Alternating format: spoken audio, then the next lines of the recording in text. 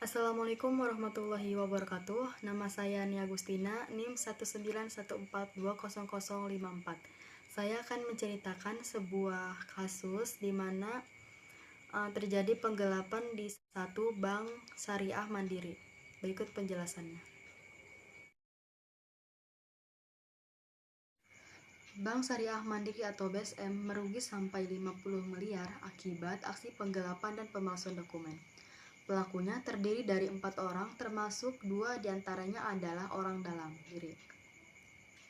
Penelusuran kasus ini dimulai dari adanya laporan dari bank tersebut, karena menyadari adanya kerugian yang mencapai miliaran rupiah.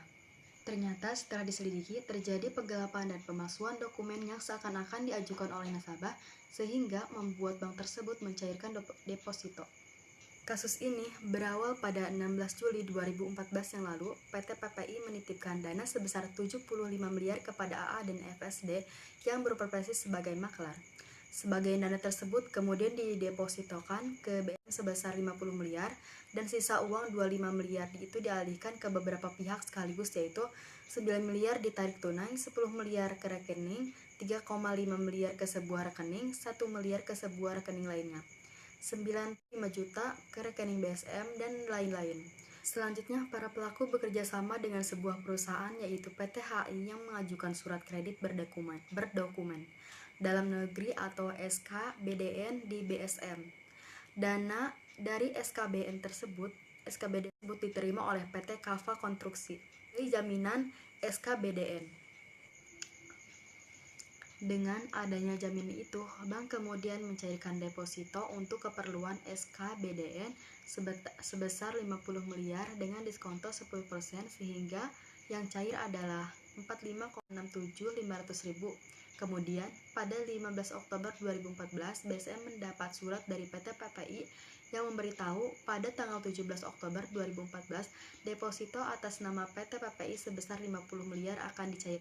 Padahal deposito tersebut sudah dijadikan jaminan atas SKBDN oleh PT HI, maka pihak BSM berpotensi mengalami kerugian 50 miliar.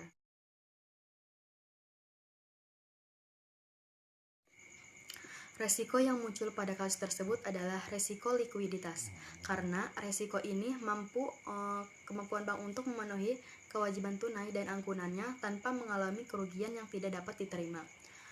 Karena itu, risiko likuiditas ini mengacu pada bagaimana ketidakmampuan bank untuk memenuhi kewajibannya, baik yang nyata maupun yang dipersepsikan mengancam posisi keuangan atau keberadaannya.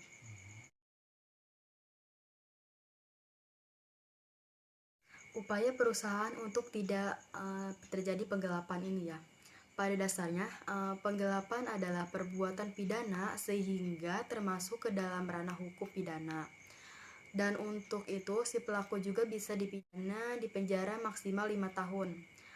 Pada pasal 374 Kitab Undang-Undang Hukum Pidana atau KUHP. Meskipun begitu, sebelum melaporkan si pelaku ke polisi, kita harus antusiasi sebagai pemilik usaha. Bank bisa melakukan upaya-upaya lainnya terlebih dahulu yang bersifat administratif dan perdata, karena bagaimanapun penjara pun bisa membuat pelaku atau seseorang tidak akan pernah sama lagi. Bahkan jauh sebelum penggelapan itu terjadi, perusahaan juga bisa melakukan atau dapat mengupayakan pencegahan terhadap si pelaku tersebut, yakni Bank Indonesia melakukan pengawasan langsung dan tidak langsung yang didasarkan pada laporan bank. Selain itu juga adanya Biro Informasi Kredit dan Lembaga Pemeringkat, yang mana merupakan salah satu cara yang dilakukan oleh Indonesia dalam mengawasi penyaluran kredit perbankan. Mungkin itu saja yang bisa saya sampaikan, kurang dan lebihnya mohon maaf. Wabillahi taufiq wal hidayah. Wassalamualaikum warahmatullahi wabarakatuh.